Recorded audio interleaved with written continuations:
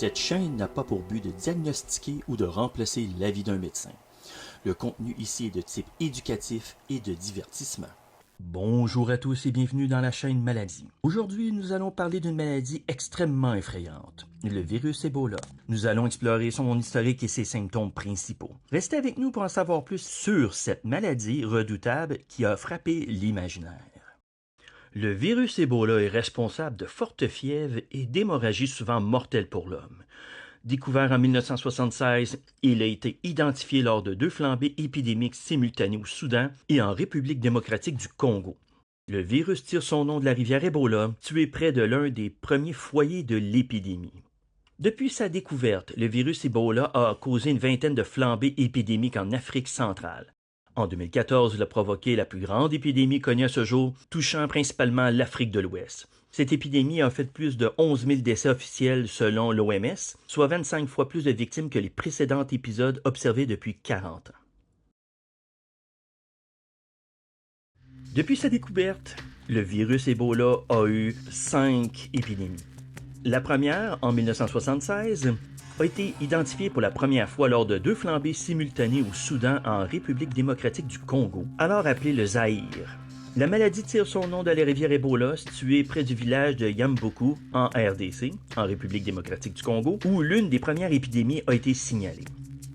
La deuxième série d'épidémies survient dans les années 90. En 1994, une épidémie survient au Gabon causant 31 décès. En 1995, une autre épidémie majeure se produit à Kikwit, en RDC, avec 254 décès. Et en 1996, 2 épidémies successives au Gabon causent respectivement 21 et 45 décès. L'épidémie du début des années 2000, donc entre 2000 et 2001, il y a eu une épidémie en Ouganda qui a fait 224 morts. De 2001 à 2002, il y a eu une épidémie à la frontière entre le Gabon et la République démocratique du Congo, causant 53 décès au Gabon et 43 en RDC. Et en 2003, une épidémie en RDC fait 128 morts. La plus grande épidémie, qui se passe en 2013-2016, commence en Guinée et se propage au Libéria et à la Sierra Leone. Cette épidémie cause plus de 11 000 décès sur 28 646 cas recensés. Elle marque la première fois que le virus Ebola entraîne une contamination hors d'Afrique centrale. Les dernières épidémies, celle de 2018-2020, qui s'est passée en RDC, a fait de plus de 2000 morts. Cette épidémie est déclarée en urgence sanitaire mondiale par l'OMS en 2019. Et 2021, une nouvelle épidémie est signalée en Guinée, causant plusieurs décès. Le séquençage de la souche révèle une relance épidémique d'origine humaine par une personne guérie.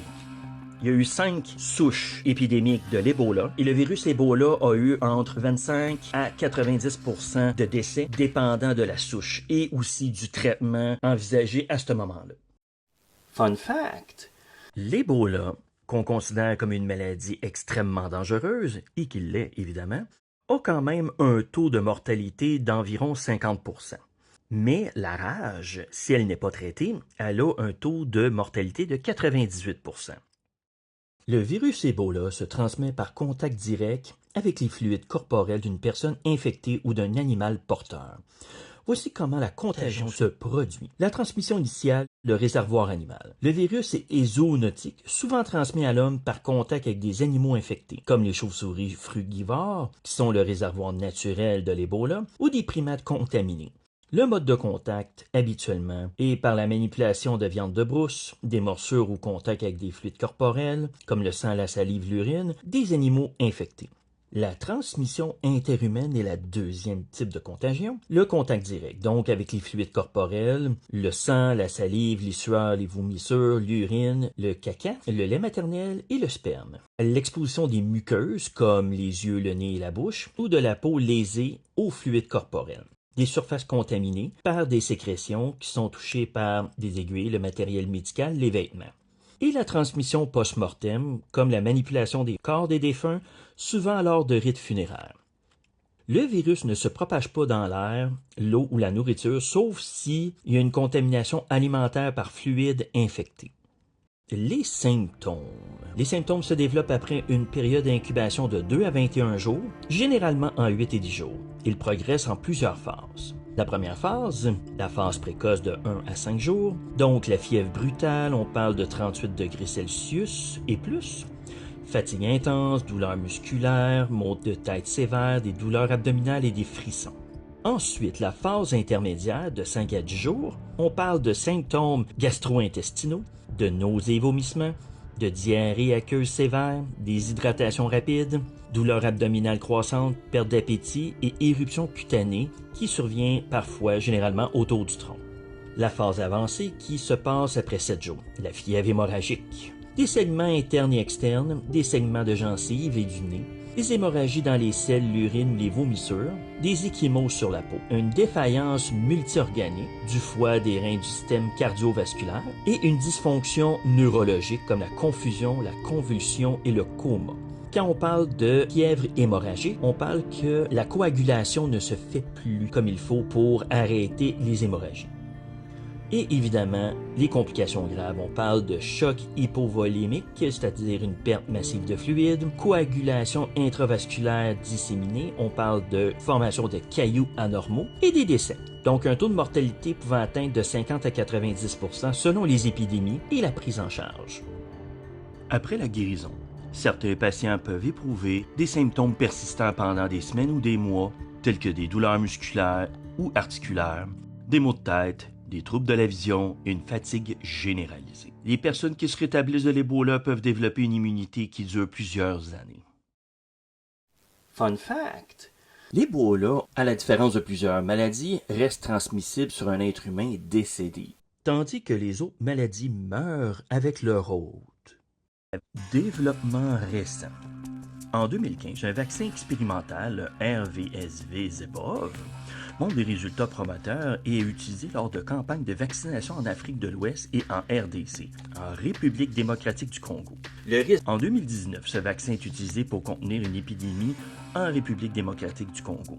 Symptômes. Il existe également des traitements basés sur des anticorps monoclonaux, comme MAB114 et le REGN-EB3, qui sont recommandés par l'Organisation mondiale de la santé pour améliorer les chances de survie des patients. Mais malheureusement, la meilleure manière pour éviter les modes de transmission, évidemment, c'est de se laver les mains, d'éviter le contact direct avec les fluides corporels et de porter des combinaisons, que ce soit pour soigner les malades ou pour s'occuper des décès. Beaucoup de personnes se posent la question pourquoi que l'Ebola n'est jamais devenu une maladie pandémique à grande échelle. Voici une petite explication. Au niveau du mode de transmission, le contact est direct seulement. Donc, il faut être en contact direct avec des fluides corporels infectés. L'infectiosité est limitée dans l'environnement. Le virus survit mal à l'extérieur du corps humain, ce qui limite sa propagation. Il y a également le réservoir géographique et zoonotique. L'origine de l'Ebola est très limitée. Il est principalement situé en Afrique centrale et de l'Ouest, où il y a certaines espèces de chauves-souris frugivores. Donc, l'épidémie a tendance à commencer dans les zones rurales isolées qui limitent leur dissémination.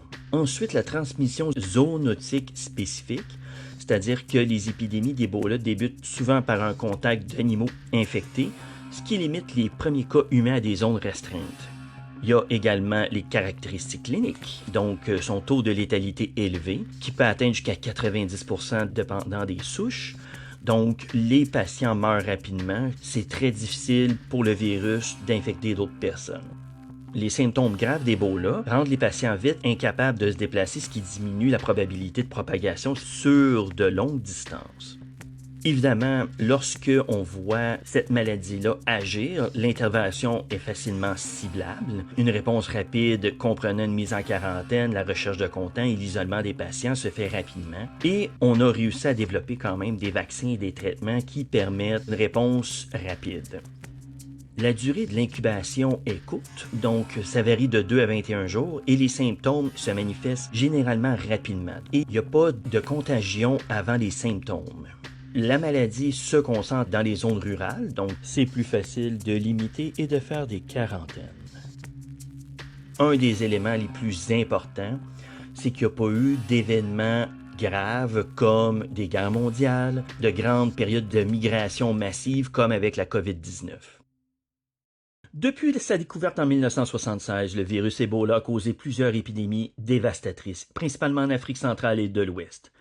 Les efforts de recherche et de développement de vaccins et de traitements continuent à progresser. offrant l'espoir pour mieux contrôler et prévenir les futures épidémies. Restez à l'écoute pour plus d'histoires fascinantes des maladies qui nous entourent. À bientôt. Venez nous visiter et n'oubliez pas de vous abonner sur la chaîne pour d'autres émissions et bonus. La chaîne Disease Maladie est une présentation de Lucidius Studio.